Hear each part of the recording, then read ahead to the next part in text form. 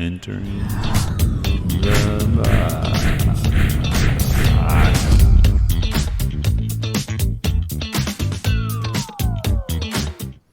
All right, we are back on Inside the Box here with my friend, colleague here, Papu Steve. That's right, Papuli. Papuli? Or Papu for short. So Papuli is the actual term. Papuli is the actual full term for the name Grandpa in Greek. Okay. So I am a Papuli. Am I correct that Yaya is grandma? That's very, very well done. Yes, Yaya is grandma, Papu is grandpa. So my niece started calling my mother-in-law Yaya, but just by herself.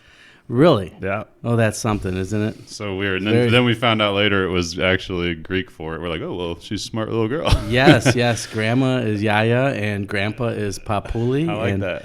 And Papu for short. So I have one granddaughter and I have another grandchild on the way. Nice. Anyway, Steve Peralta here, founding member of CILCSA, Customer Experience Manager at Bank of Springfield. Why don't you give us a little history on yourself, Steve? Sure, Andrew. Glad to be here. I would like to tell you this is my very first podcast ever in my life. Mine too. I've listened to them, right. So just a little bit about me. I'm originally from the Chicago area, south suburb called Sauk Village, Illinois, which is in between Chicago Heights, Illinois, and Dyer, Indiana. Okay. So how far out of the city is that? It's about 25 miles straight south. Yeah. So it's pretty close. How long did you live there?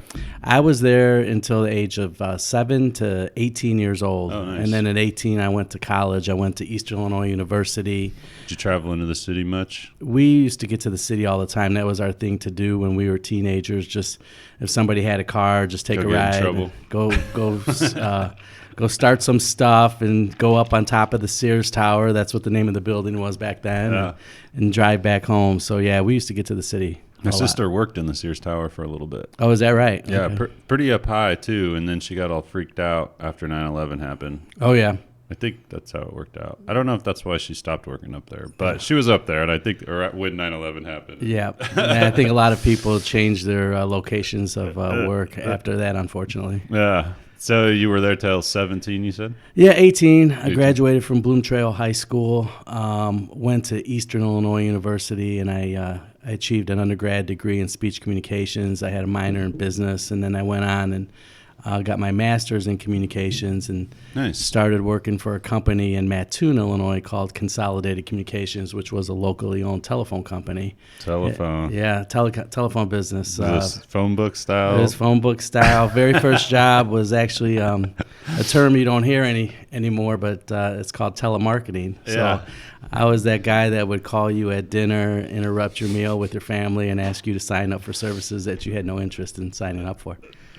For phone, but you were selling for phone book ads, right? Well, they had a Yellow Page company, but I specialize in the telephone services. So at that time, I'm really going to date myself, but we had 4 primary services that we would offer: call waiting, call forwarding, three-way dial, and speed dial, which these are all services people don't use anymore, or that you certainly wouldn't pay for them. That's so we would sell those services to telephone company. Isn't that customers. weird how those little services like cell phones, like you used to pay for text messaging, you know what I mean? Oh, you get 300 messages a month or whatever. Sure. And it's like they charge you for these little services until they finally just like, all right, it's included with your shit. Yeah, and that's the thing. I was telling my kids, my wife and I, Julie, have a pretty big family. We have 5 kids, and I was telling them, I mean, back in the day, 10 cents a minute for long distance was like quite the deal. Yeah. And so now people don't pay anything for long distance. It's just things have just don't get any slower than they are right now, right today. So. Yeah, I remember my grandparents, we didn't have a lot of money, so we would wait. My grandparents would call. They'd give us heads up, like, hey, we're going to call you. Right. We'd wait for them to call because then the cost is on them. Absolutely. I was just having this conversation with somebody, I can't remember who, and they would call home collect from college, and their mom would deny the call and hang up and then call them back. So it's exactly what would happen. I remember doing that sometimes. I would call and it'd be like, state your name. I'd be like, hey, pick me up. And then, it'd be like, would you like to accept a collect call from, hey, pick me up? Right. Perfect. That's hilarious. I barely remember 1-800-COLLECT, like, commercials. I feel like they had some pretty good commercials back in the day. Yeah. 1-800-COLLECT. Party line was a big deal back then. An old colleague and I were laughing about that, but that was actually a service people would pay for. And you would pay an absurd amount of money per talk minute, like 50 cents or $1, and you would be joined on this large conference call of random people that would get together. Really? And just so it's talk kind of and like, socialize. What's that one? Omegle's not a bunch of people, but it's like a random video chat. Okay. And you like just click through and it just connects you with someone else random and you're like video chatting. Yeah, that's very similar. But just imagine that with multiple crazy. people on the telephone talking aimlessly. And that's hard too. Like a lot of people, I remember like multiple three-way where you have like, 6 people on a call, and it's like, it's kind of hard to have a conversation when you got that many people on a phone. No kidding. The phone, I remember buying long distance cards. Oh yeah, calling cards were a big deal. So you send your kids to college with a calling card, and they'd have 30 minutes on there or an hour on there, and so you use those wisely. When did we get those? I think I would spend summers in Maine visiting my grandparents, and I think that's when my parents would like take me and get one so I could like call home from Maine. Yep. Good old calling card. So weird. And not that long. Like what, how long ago was that? Like, you had calling cards as but I mean, when you were working there, how long ago was that? So I broke into business. I graduated my undergrad degree in 1992. So when I jumped into the workforce, I mean, paging people. So 30 years ago? It was, roughly almost 30 years ago. 30 years, look how much shit's changed. Right. That's crazy. I remember the first email being sent from work. Yeah, I remember having to check out a mobile bag phone with the company. If we were traveling for work, we would just go get a mobile phone. Oh yeah. And so we had like car a pool of phones that followed the pool of cars, and so now everybody's got a device. That's so funny. Weird to watch though. I always say, like, I know in my lifetime, I'm like, the internet I feel like is probably like the biggest thing that like will probably ever come around, just because its overall impact has changed so many things from cell phones to just communication.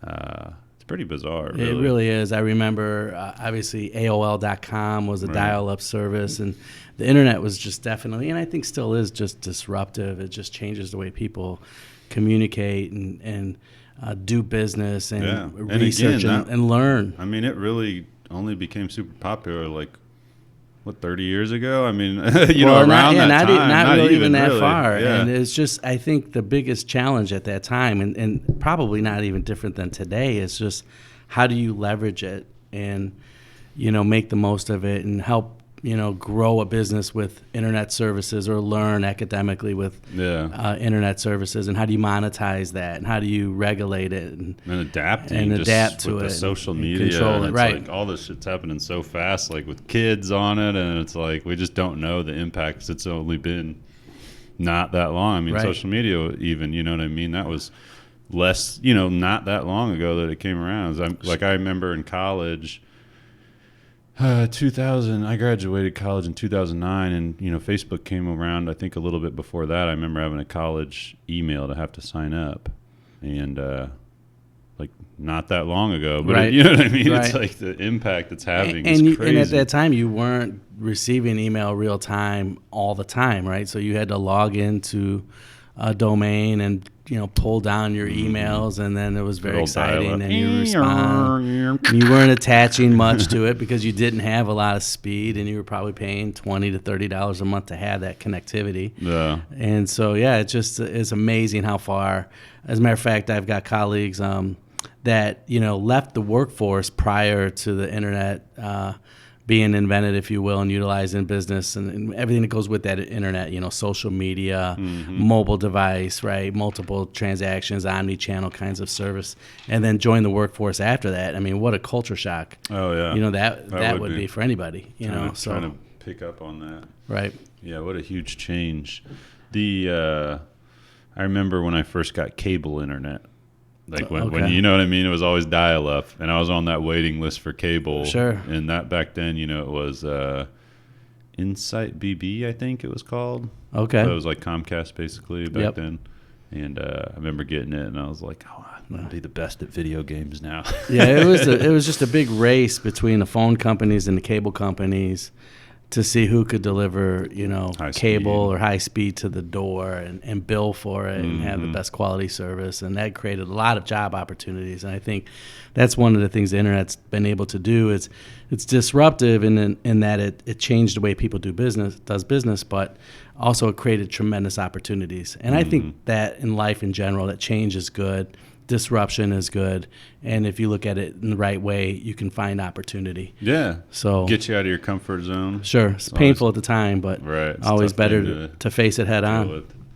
Definitely has got us to where we are over here. Yeah, this is exciting. I haven't been in the new building here, and I just can't believe how much you all have grown. And the building looks amazing. Congratulations. Yeah, it's been a lot of work, and excited to have it and be able to create in the new space just easier, quicker, better. Yeah. So you're at the phone company doing telemarketing sales. How was that? What was that? Well, my very first job was actually in high school. I was a busboy and a dishwasher for a local restaurant and bar that my mom was a waitress at. So, nice. What age were you when you started? I was 15 years old. 15 years old, and it's good getting that kids. One thing I worry about with how things are nowadays is like getting kids jobs earlier is like harder to get that work ethic instilled into them. It is. It's a tough one because you still want children and kids to be kids, but you want them to learn the value of $1. And with competitive sports and all that extracurricular activities and transportation issues, it's definitely a challenge as a parent today. But back in the day, if you will, my mom made sure she took me to work because she was going to the same place. And we were paid cash, and that's where I learned my customer service skills, is watching my mom work and wait on customers and serve customers, and she would have a good time doing it. And it was all about making sure that the water was there on time and the bread was there on time, and the customer was keeping everything convenient for the customer so that they would come back and refer people back to our restaurant. And give her that good tip at the end of it. And at the end of the day, that tip was raising 2 kids, a single woman raising 2 children, and so she needed to make money. And I've never thought about that, but what a perfect example of like somebody having to focus highly on customer service, a waiter or a waitress. Just, you know what I mean? That's literally what you got to do for your, because I mean, you get paid hourly, but it's not much. Right. So you're like, literally the customer service you provide is ideally what you're getting paid based on. I served for a while at Ned Kelly's when it was over there by Target. Okay, great. Yep. I think everybody should work in the restaurant business at some point, in the hospitality business at some point, just to learn the skills that are necessary, not only for customer service, but how to interact and deal with different types of people in different situations. But you're exactly right, and it's kind of one of the philosophies I have. I'm from Chicago. Went to college in Charleston, Illinois. Met my wife there. We spent 10 years there after college working, and was relocated here to Springfield. And this is home, and I'm very proud to call it our home. And in that job, you were relocated here? Well, what had happened back in 1997 is the company that I was working for was acquired by a new company, and my job was eliminated, and they had other opportunities, but they just weren't there in the Charleston community. So Julie and I, my wife, had an opportunity to pick from 3 different cities, and I'll tell you where they were. It was either St. Louis, Champaign, or Springfield. And nice. We had been in the college town for 10 years, so we were kind of done with the college scene, so we didn't go to Champaign. St. Louis was too far from Chicago for my family to come visit, so we decided, Springfield would be home. So, but, one of the things that people talk about sometimes, I hear people say how rude people in Chicago might be. And I don't believe that to be true at all. As a matter of fact, I think some of the best customer service you can receive is in the city of Chicago, and I think it has to do with the fact that those servers in the Chicago area are multi-generational business owners, people that grew up in a waiter environment, service mentality, and they depend on that tip for their income, for their earnings. And I think what you find is the further that you get away from the city, and this is not not for everybody, but I notice sometimes in our community we have people that have a second job or second line of income where they want some extra cash and maybe work, a couple days a week. And so you can see the need for that tip is different than it is for somebody that's relying on it. So I think that's why I'm excited about what Springfield can do in a way of creating more opportunities for people. If we can train people on how to provide better customer service, more people will visit Springfield. More people visit Springfield. There's more opportunities for all of us in our community where we live. Yeah, because that's one of the reasons I wanted to have you on, because customer service I think is such an important thing that people.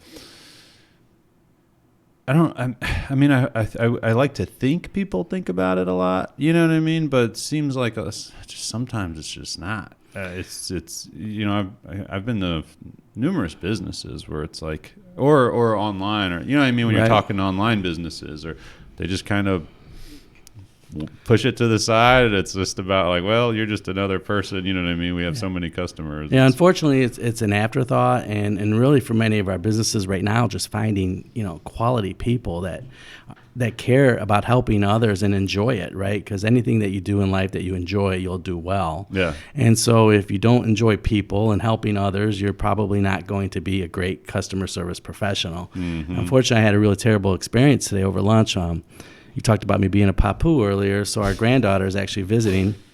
And so I went to a fast food restaurant today and to bring home a meal, and they didn't get the order right, and I was trying to get the order right, and they just closed the window and just absolutely refused to make that order correct. And so it's a lot of our small to and really large businesses are struggling with finding good quality people today. Yeah, you noticed the order was wrong before you left? I absolutely did. Yeah. So I hate because I usually don't double check it. Sure. And you know what I mean. And one of the things that happens to us a lot is my wife's a vegetarian. So I'll order like something without meat, or something with just veggies or whatever, and then when I'll take it home and we open it up and I'm like, oh shit, it's got meat on it. Right. You know what I mean? Right. Yeah. Yeah. Like, and that's just it. And then right. you're like, well, I'm like, I call them and they're like, well, you want to come back? And I'm like, no, I'm 15, 20 minutes away in Sherman. Right. Like, right. God damn it. And the thing is, in service of any kind, and I'm over on the CXO, as you mentioned, at BOS or Bank of Springfield. It's a great opportunity for me and my family. Great company that believes in customer service, from our chairman and the family, through Mike Pence, our president, all the way down to our frontline employees. But when you make a mistake, that's not the worst thing in the world. That's actually a tremendous opportunity to make it right. And make an impression, a positive impression with a customer, to let them know that we stand by them and our product. You understand that you made a mistake, great, and we're going to make it right. It happens. It happens every day. It's just how you respond to it is what makes you different than your competitor. How do you make that mistake or that error better and make it right, for your customer? And how you respond is really, I think, what makes any company different than the competitors that they compete against. So. No, I totally. But yeah, so we're kind of all over the board. But I spent time telemarketing, got relocated, and then with the telemarketing position, I kind of advanced through the company. Ended up running the division, nice. The customer service organization, and we had 400 employees that would. Is that what you were focused on at that point? Customer service stuff. I didn't know. I think probably coming out of college, I was more focused on sales and general. Well, after you got relocated. Yeah, so after I got relocated, I came to Springfield and actually was heading up a telephone company sales division. Okay. So it's really selling through good customer service. So obviously, just like you have clients, you want to make sure you handle their media, their promotion correctly, their program correctly, and provide them good service, and that'll create new opportunities. So same thing in any business, really, especially banking. But Julie and I came here in 1998. The community was gracious. Our kids went to school here. I think it's a big city, but it's really kind of a small town feel, and you can get around pretty easily, 20 minutes to anywhere. Great school district. I always say that Springfield's funny because it's like, what's the general rule? It's like through like so many people, what is that rule? I can't think of it, but you know what I mean? It's usually like division 7 degrees of 7 separation, degrees or something like that. Well, Springfield's like 2. Yeah, it doesn't. Like you always know, like if somebody that knows somebody, where if you don't know them, it seems like. Yeah, and what's cool is there's a great medical district here. There's a great hospitality here. There's state government. I mean, people forget that the state employs a several amount of people here in Illinois, 20-something, or Springfield, Illinois, excuse me, over 20,000 jobs here in our community. So our economy's usually predictable, and it usually does well, because it's typically can be recession proof. So there's a lot of good mold to build with and to expand on. And as a dad of 5 kids, I'm kind of biased to trying to get my kids to come back home. Right. I think that's what that's kind of the end goal, is get people to go to school. Yeah, you want to be close to them. Come back home, make a living here. But that's not for everybody, I understand. But it's a great place to be. Well, I can tell you I was set on moving away forever, in college. I'm like, I'm just going to get done with school and move away. I had friends out in Colorado. My brother was up in Washington. I was very set on it for a long time, and out of college, I got a internship at ACE. Okay. And I was working there. I worked there for like 6 years. ACE sign? Yeah. Okay. And my dad ended up getting cancer during that, and when I kind of left there, stepped away from my position there to take care of him. And then when he passed away, I had been doing like graphic design stuff like that, but was just ready for a change. And I had met my wife now at the time, and so I was, I kind of that's when I started Upox a little bit there. Kind of at least got on the path to starting Upox. But when I did get Upox started and started getting involved a little bit more with like seeing what's going on, and then I ended up getting connected with the Convention and Visitors Bureau, and I started realizing, like, I had lived here my whole life, and I had no idea how much stuff went on in Springfield. Right. And I was like, holy crap, like, there's all kinds of stuff going on here. Like, this is actually pretty cool, you know what I mean? Right. And mainly from being connected with them, because I was helping promote that stuff. Sure.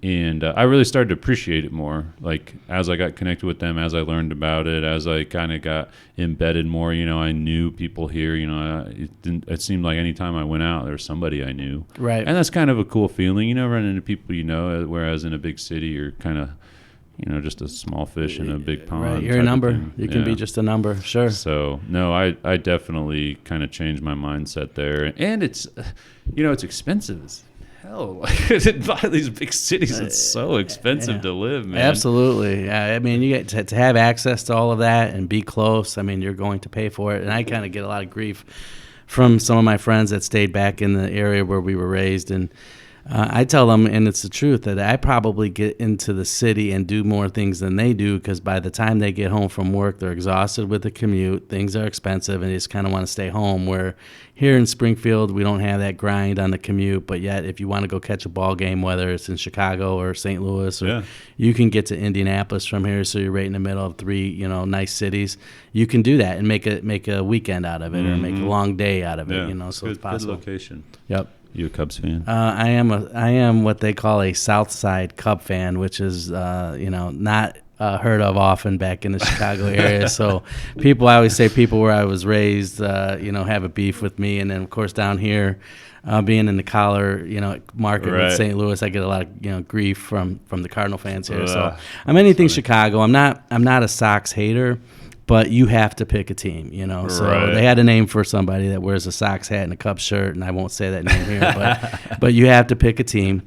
But Bears first. The city comes together with the Bears. It's a football city, and it's an NBA city. They love the Chicago Bulls. It's exciting to see them in the playoffs for the first time in a long time. And unfortunately, they're playing the Bucks, and that's going to be a tough team to overcome for the first round. But didn't they just play them the other day? I think they played tonight. They played 2 days ago and got beat. They did end up getting beat in the first game. It was close. I had to leave. Yeah. I was watching it, and it was the beginning of the fourth quarter, and they were like tied, and I was like, "Oh man!" It was good. It was nice. I mean, a couple of the players from the Bulls, the top scorers, really didn't do well offensively, and it was a really close game to the end. So I love the team. Hockey. I don't know much about hockey, but I'll cheer for the Blackhawks. Yeah. In college, or cheering for a college team was kind of funny. The community where I was raised was more of a blue collar community, and we didn't really even know the University of Illinois existed. So down here, everybody loves the Illini. Right. And going to a smaller school, Eastern Illinois. I'm obviously a big EIU fan as well, but going through junior high, high school, the college team that we liked a lot was the DePaul Blue Demons. So in the 80s, the DePaul Blue Demons, which is it's a Catholic Jesuit school on the north side of Chicago, and they had some fantastic basketball teams in the 80s. I mean, they were ranked number 1 in the country. Wow. Mark Aguirre, Terry Cummings, Skip Dillard, just a bunch of local Chicago kids that played basketball. Cool. And so, but being down here, obviously you gotta like Illinois because it's just so many people who are passionate. I went to Western, but I had a lot of friends that went to Champaign, so I visited there quite a bit. Right. Fun school. Went to some various games and football games, stuff like that. I'm not a huge sports guy, but I more appreciate a really good game.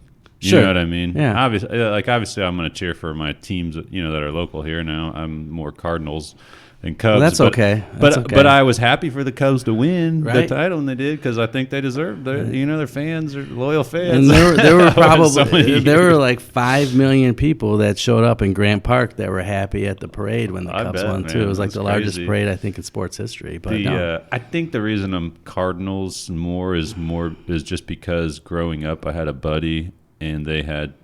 His dad had season tickets, so they'd take me down there with them. Right. So, I just been to those games more. I think that's really how anybody really finds their sports affinity. It's, there's always a story like that. So I mentioned, I'm actually half Greek and I'm half Mexican. People think when they hear Peralta that it's Italian, but actually my dad and his dad, my grandpa Peralta came here from Durango, Mexico. Oh, wow. And then my mom's dad came here from Greece. Cool. So I'm half Mexican, half Greek. And the reason why I became such a big Cup fan was my mom's dad, my papuli, lived with us as he got older, and he had the Cubs on WGN all the time, drinking his old style, and that's what I watched. I watched it next to him, and so it just kind of grew on me. And then I met my wife, and we started going to ball games, and just one thing after another, it just became habit. That was our affinity was the Chicago Cubs. So it's more about your upbringing, I think. So. No, I agree.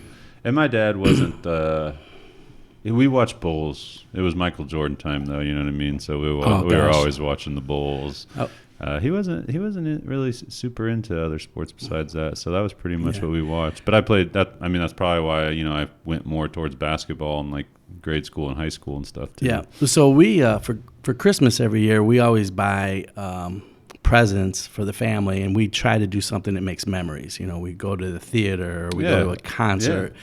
I like that. Or we do a ball game, right? So this year we actually did a Bulls game. That was kind of our the family Christmas present, and then we didn't get to the game until February, and we kind of timed that up with my wife's birthday. But I'll tell you, you don't have to be an NBA fan to enjoy. That's what I mean. An good NBA game. Just the excitement, being there definitely at any game. I'm ashamed to say this, but I've never been to a football game, NFL game, and that's like on my list. Oh yeah. The Bears game is fantastic. There's so much tradition, so much rivalry, and the tailgate. You got to get there for the whole experience. We're talking about customer experience, right? I mean, so going to a Bears game is awesome. Going to an NBA game, and your kids, I know you have a young family, but there's so much stimulation during every dead ball. There's something going on. There's so much entertainment. Yeah. And so, often there's people in those stands that aren't really even watching the game. They're just watching everything that's going around the game. It's a great experience for the fan. Yeah.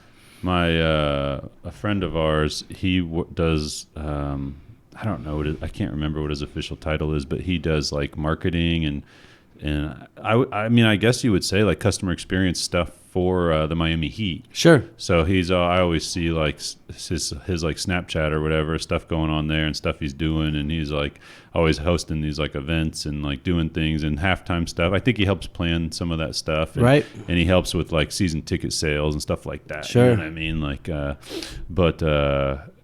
he's definitely got a good thing with that. Their wedding was crazy. He had like the what's Miami Heat's mascot? It's like a weird like I don't remember the name of it, but it was at their wedding. He showed wedding? up at their Cool. wedding. He's in the crowd dancing with Very everybody. cool. Yeah, very cool. It turned it into a big show, man. It was a lot of fun. It was one of the crazy, most beautiful, craziest weddings I've been to. It was cool. I love it. But yeah, it was a lot of fun. So you're back in Springfield, or you're in Springfield. You moved to Springfield. What did you go straight from the telephone management stuff? So when I came to Springfield, I basically our phone company was acquired by another phone company, and so I just transitioned. It was an acquisition. Came here, and just started my career. And my wife and I had 3 kids at the time. So our middle child, Sophia, was just a baby.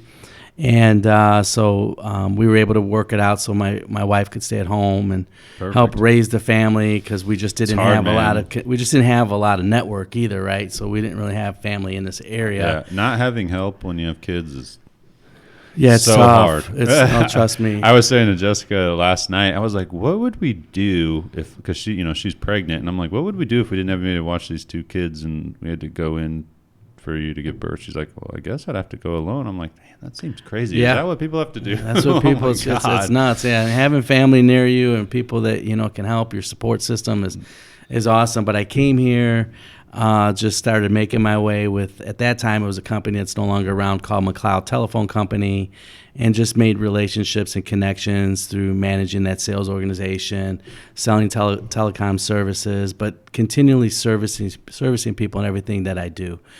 So when you sell a service, you want to back that up. You want to be available for your customer, and not just when things are going well, or not just when you need another order, or just not when you need to make a quota. You really need to be there for that customer when they need you, and so that's kind of where I always focused my efforts in my life. And I've been fortunate to have a lot of people lead me, mentors. I haven't had a boss in my career ever that I haven't learned something from or taken something away from. Yeah. So I've just kind of been very fortunate to have some people show me how to take care of, my commitments and my priorities and customers. And so Julie and I just made a life here, and I spent some time in IT consulting, packaging solutions for the state of Illinois and other companies that need IT services. And then I always kind of served on different customer service associations, customer service boards. And so I was actually serving on a board that was based out of Chicago. I served on another board that was headquartered in Washington, D.C., and was approached by a company or customer service association some years ago, back in 2014, later part of 14, if I would be interested in helping start a customer service organization here in Springfield, Illinois. And that's kind of how some of us came up with the idea of creating the Central Illinois Customer Service Association. So I had some connections in town. One is my current boss, Mike Pence. Why don't you tell people what? I guess we never really said what that is. Oh yeah. So let's just give a brief intro of what CILCSA is. So I'm actually on the board of directors for the Central Illinois Customer Service Association. It's also known as CILCSA. It's a 501c3 nonprofit entity. We raise dues from corporate members that support us, and 100% of the dues that we collect go to promoting customer service development, customer service awareness, customer service training, customer service promotion, just to make Springfield the friendliest city in the world. That's kind of our big, hairy, audacious goal, is to make Springfield the friendliest city in the world. And so I thought, but that's a great idea. I mean, customer service is part of my everyday job. It's a natural extension of who I am. So we grabbed that idea and we approached a few people. Mike Pence over at the Bank of Springfield, my boss today.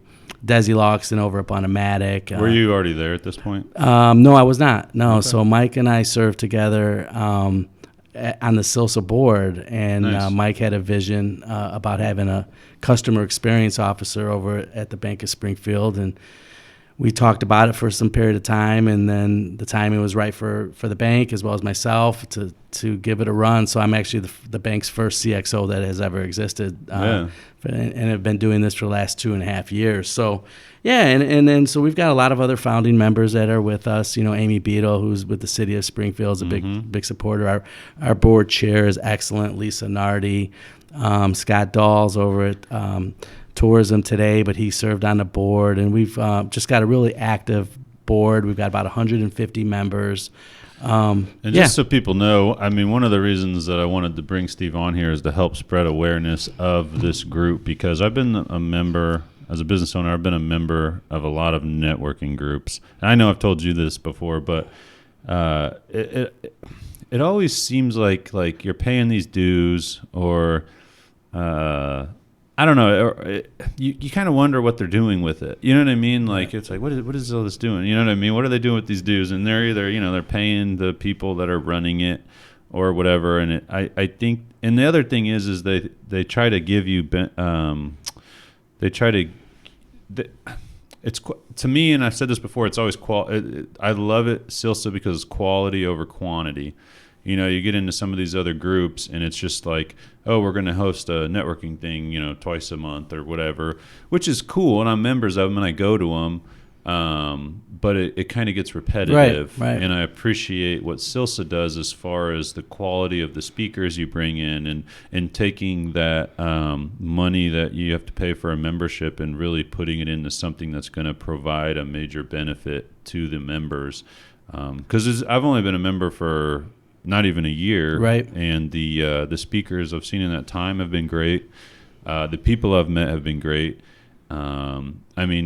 Tracy with Springfield Running Center, shout out Springfield Running Center, connected us. Tracy's great. I'm glad she did, because it's just been awesome getting to know you, getting to know everybody that's a member there, and now kind of serving on the advisory board. Yes, and I'm glad to hear you say that, because we do take a lot of pride in presenting quality versus quantity, and I think the glue as part of that really stems back to the board, the diverse board that we have that is just passionate about making sure whatever it is we do creates value for our members.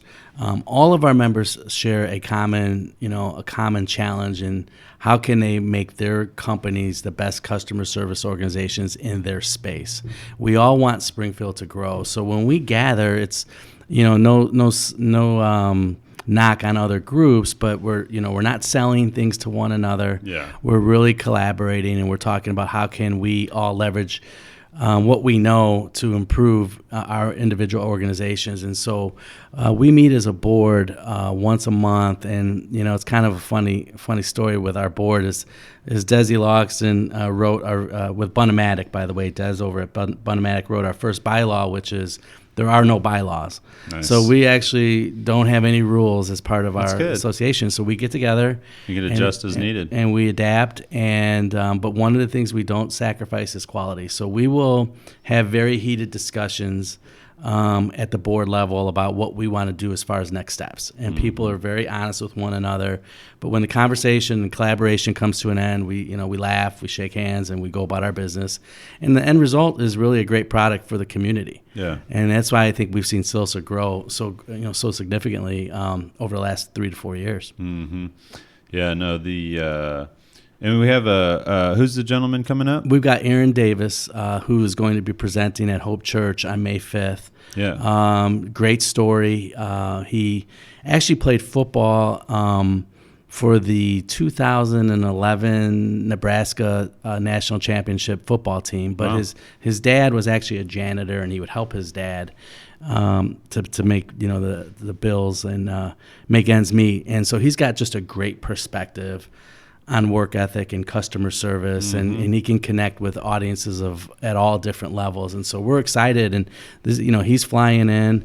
We've got another corporate speaker, national speaker coming in October, gentleman that gave the Super Bowl motivational speech to the New York Giants when they beat the New England Patriots. So, we bring people in from all over the country, but we've got great talent locally. So, Dr. Callahan. Yeah, go ahead. I was going to say we brought in you guys had Dr. Callahan with Memorial. He's the president of Memorial, He's president of Memorial. He came in and spoke to our group over at Panther Creek and just gave a really informative presentation on how the leadership team over at Memorial has been able to adapt and, through some tough times with the pandemic and grow and healthcare where it is today. And, just really, we've got some talented people in our backyard. So I think the CILCSA organization recognizes our local talent. We bring in help from outside of our walls, if you will,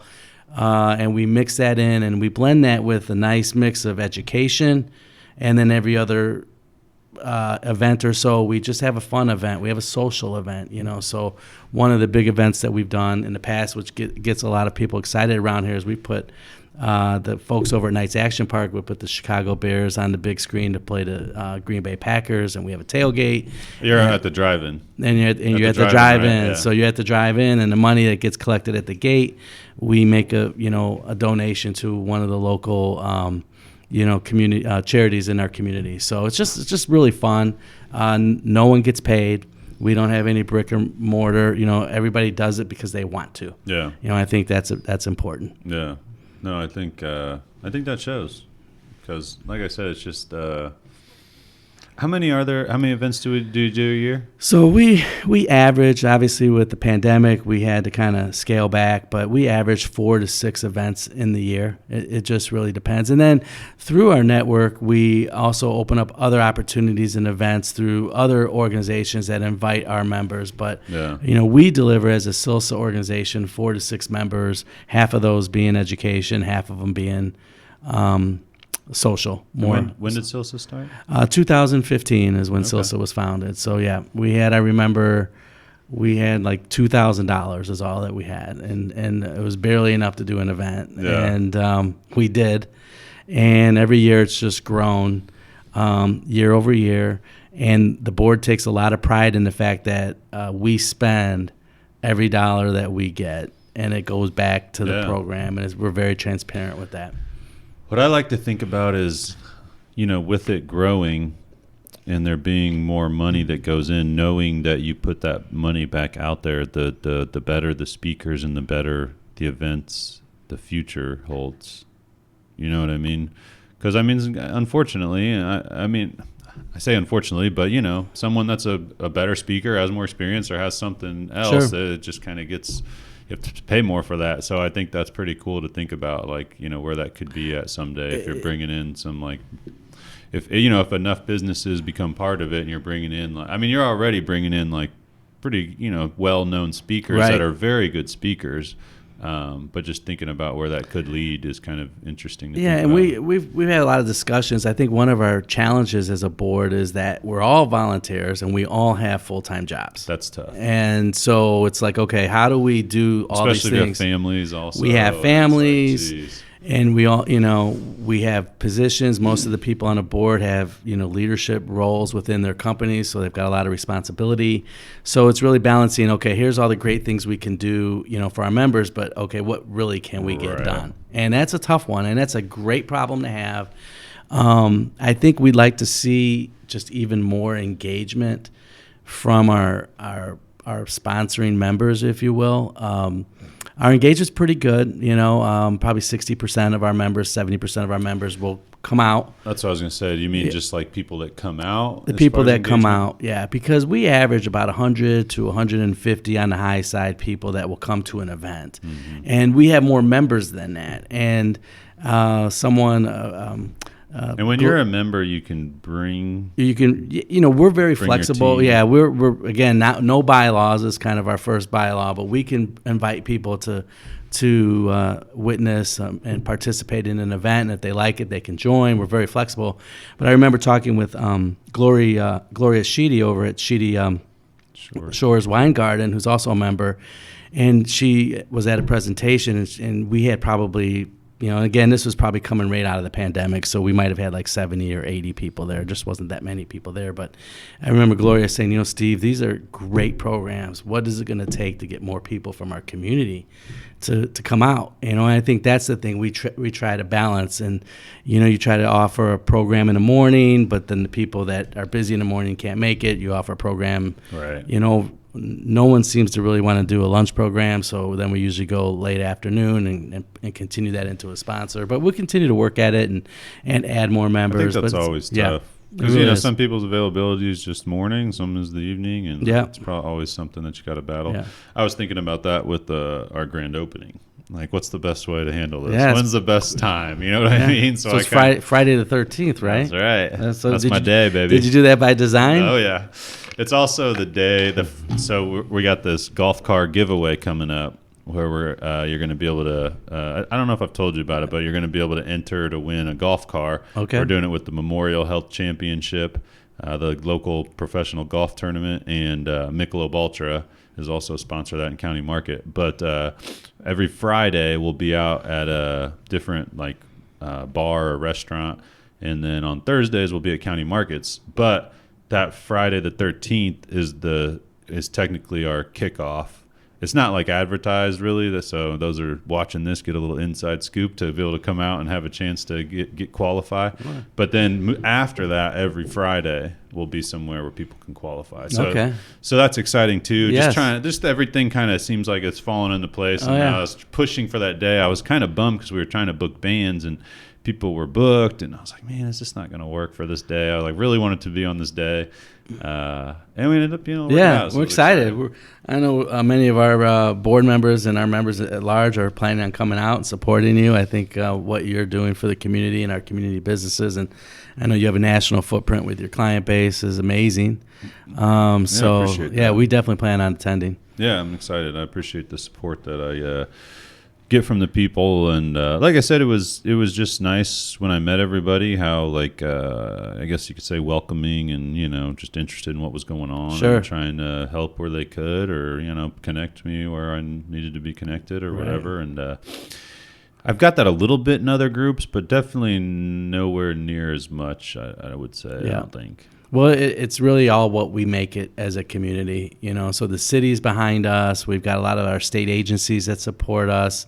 We've got the Hotel and Motel Association are big supporters of our organization. Most of, obviously BOS was a founding member, Bank of Springfield, but I would tell you that many of our community banks in Springfield are members, and some of them serve on the board with us. As well, Steve Miller over at IMB and others. And so really with CILCSA, it's all about the community. It's all about customer service, and it takes a village to help a community grow and raise, a family in your community. And so we pull together well. And it's just special to be a part of it. I love it. I take a lot of the skills that I learned from CILCSA and I apply them to my everyday world over at BOS. Yeah. And so goes hand in hand with your position. That's it really does. It really does. So I don't feel like I'm divided. Yeah. What does the customer? I for some reason I love that title, but sure. What does your day-to-day look like? Customer experience? What exactly is my job here? Is that what you're saying? Customer experience. I work with people. It's awesome. Yeah, you know what I mean. It's just you're constantly checking with clients and just making sure. Everybody's happy. Yeah. Have you seen the movie Office Space before? Yeah. Yeah. So then he gets asked what's his job here, and he works with people. So I get that question a lot. So customer experience. Not gonna work here anymore. Yeah. So the customer experience initiative buzzword, if you will, has really started to get hot over the last 2 to 3 years. And so my role as a CXO over at BOS is to ensure that any customer that brushes across the bank in any capacity, any potential customer has the best possible experience that they can, that they walk away. And it's really more than just customer service from a transactional perspective. It's all about how do they envision our brand? How do they envision who we are in the community? How do we make them feel by dealing with us? So a potential customer or an actual customer might be someone that takes out a loan or comes through our teller line and there's a transaction, or they call our call center, or they access a mobile device to do a transaction on mobile banking. It could be one of our vendors. It could be one of our contractors that works with us, that's doing business for us. At BOS, we really believe strongly that the number one customer that we serve is our employee. Mm-hmm. And so we have a huge initiative at BOS to ensure that the employee experience at BOS is the best that it possible can be, that it can possibly be. Is that you help with that too? I do. Yeah. So I have what you would call employee experience or employee relations, as well as customer outside the bank experience, right? But, it really starts with the employee. And so in order to try to scale and replicate the great things that we've done here in Springfield, and there's been tremendous growth in Springfield, but people don't realize this. We have locations now that are as far west as Kansas City, and we have multiple locations in St. Louis. And so, how do we take what we're doing really well and create processes and scale it so that you can? It's hard to do. You can have that consistent service wherever somebody interacts with BOS, right? And so we do that by focusing on our employee experience and ensuring that we hire on our core values. So we have 5 core values at BOS. We do not sacrifice those. And together they stand for an acronym called PRIDE, which is being personable, right? Be happy, be responsive, get back to people when we're supposed to get back to people, be informative. We're managing people's financial, expectations. So we've got to know our job, be dedicated. And I really think being dedicated is the secret sauce of who we are. We've got a lot of talented people at the bank, many that are new to banking. I've only been in banking not even 3 years, but we're all dedicated to our goals. Mm-hmm. And last is being excellent. And that's being the best that we can be every day, accept coaching, be open to coaching and development, be open to always striving to make things better. Yeah. And so we really focus on hiring and coaching and developing to our core values. And if we have happy, capable people, they will take care of our customers for us. Yeah. And so it's really a culture thing. Yeah. Interesting. So we collect a lot of data, so a lot of survey data from outside the bank. We actually survey our employees every month and ask them a percentage of our employees every month and ask them how we're doing against our core values and ask them for things that we can do better. We have an anonymous suggestion line. So, all that stuff kind of rolls to me, but really it's a team effort. It's the entire leadership team. I may carry that title, CXO, right. But trust me, there isn't one person at BOS that doesn't own the customer experience. We all own the customer experience. Well, it was interesting, Tracy introducing us, because obviously, right at that same time, I was going through the loan process for this new studio, and it just happened to be with BOS. Right. And it was just funny how you know what I mean. I always say things happen for a reason, and that was a very good example of just going through that and having such a good experience working with Julie. Yep. And Julie Stapleton. Yeah, she just I talked to a lot of banks. I feel like a lot of them didn't take me very seriously. And, trying to get a loan and thinking I was just, somebody random coming in. Mm-hmm. And it's funny now because I have so many banks reaching out to me wanting to go to lunch and do this or that or talk to me. Right. It's right. like, oh, you guys didn't want to talk to me before. Right, what's going on? now they've got your attention. But, I mean, this was during the still kind of pandemic, and she was working from home, and she was taking my calls on her cell phone, and I was just very surprised at how responsive she was with questions and help. And there was one other bank I was talking to at the time, and by the time they got back to me, I was like, sorry, I've already kind of figured this out with somebody, because it was just I was trying to push everything through to get it done. And she was very helpful. Yeah, that doesn't surprise me. I have the opportunity to really see how our customers perceive us every day with the data, the quantitative data as well as the qualitative data. We have just tremendous people throughout the whole organization, and I do believe it really starts at the top. And sometimes that's a cliche, but Tom Morantz and Mike Pence and Jason Knaler, they will say that this organization was really built one customer at a time. Mm-hmm. And in order to continue to grow and create opportunities for our people, in the communities in which we serve, we've got to take good care of our customers, because there are decisions, there are options, there are other choices where customers can go and take their business. And so we've got to make the most of the opportunity when we have it.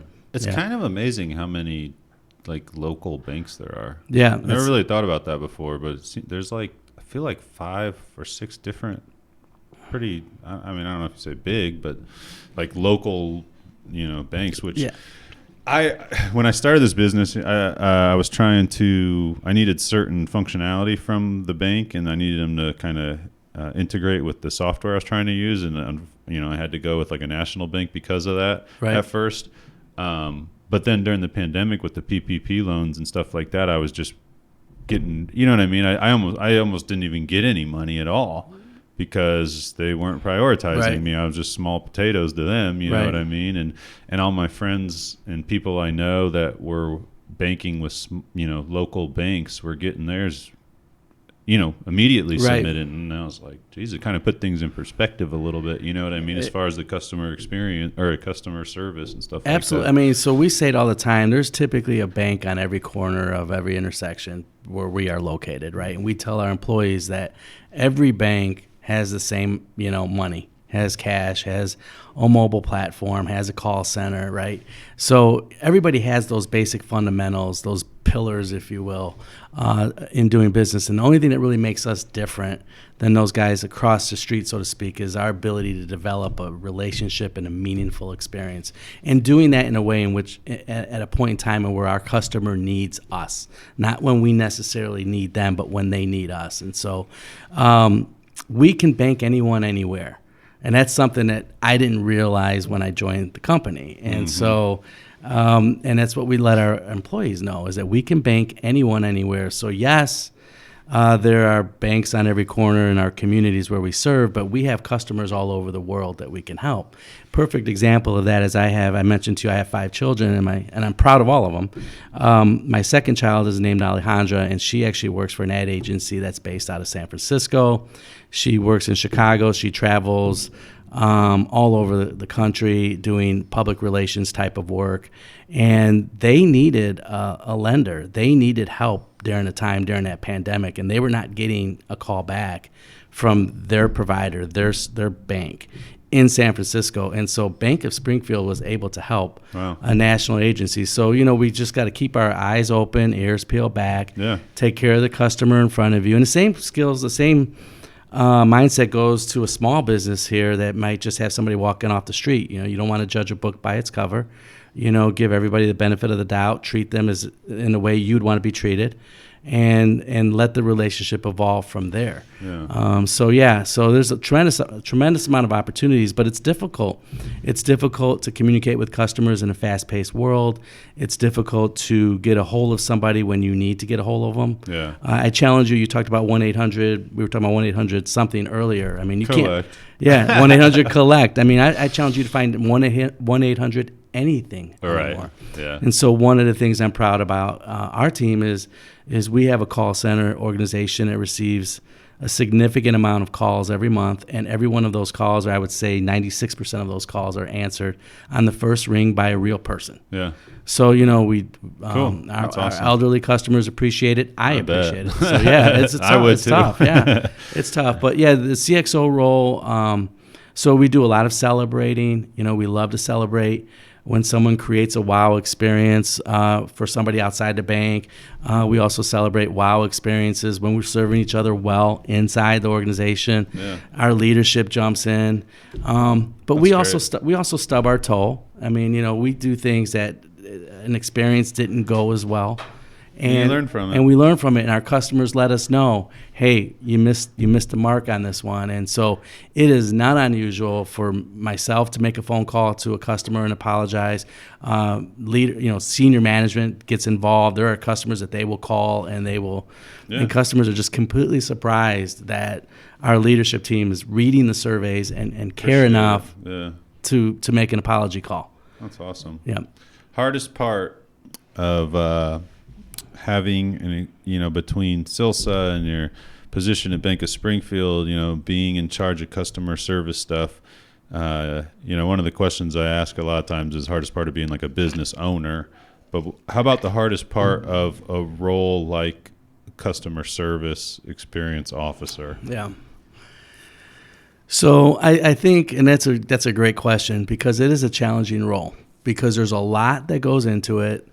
We touch everything in the organization, all the pillars. There's multiple. The customer environment is very complex, and inside the organization, I am structured in a way that I report to our president, but outside of that, I manage no one. So I am. I'm more business process improvement. I'm trying to consult. I'm trying to serve my team. And it can be tough because there's so much to do, but you only have so much time. So I would say probably the biggest challenge for me personally is just understanding and stepping back that what we're talking about here is culture. We're talking about creating a culture and that is sustainable, that is continually driving for improvement. And sometimes when you're making culture change, you could take one step forward and then something happens and you can go 2 steps back. You can take 2 steps forward and 1 step back, but you're continually moving forward. And sometimes you have to step away from things and look at the whole big picture. And I've been fortunate, and not just because he'll probably listen to this, but I have a leader, and we have a leader in Mike Pence that reminds us all of what the big picture is and keeps us focused. Well, it's good to be able to do that. Some people don't take a step back and look at the big picture. Right. I know just even myself recently, I've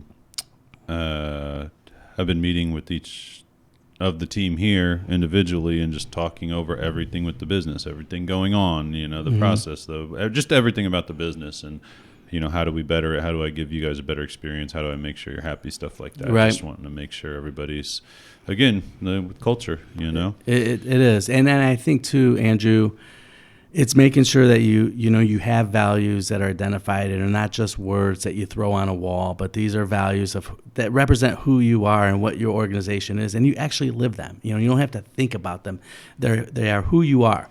Netflix. If you've never read the Netflix culture deck, but you can download that. It's about 90 slides or so. It's a really easy read.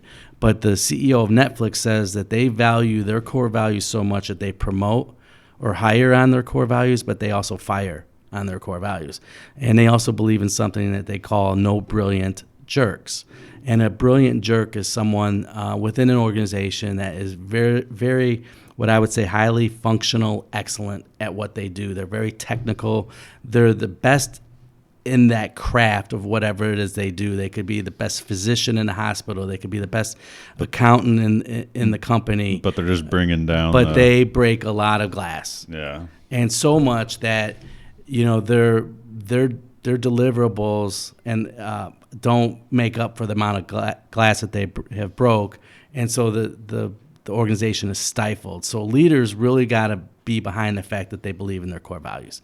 And I have the opportunity and the pleasure to meet every new employee that joins the company, and I spend 45 minutes with them, and all we talk about is our core values and their goals. We talk about very little bank stuff. It's all about values and their goals. And if they're not aligned, we know it's going to be a difficult road, for all of us. So stay true to your values. Remember that it's continual, and I have to remind myself of that too. But that's a big challenge for us right now. I think that's a good thought to end on. Yep.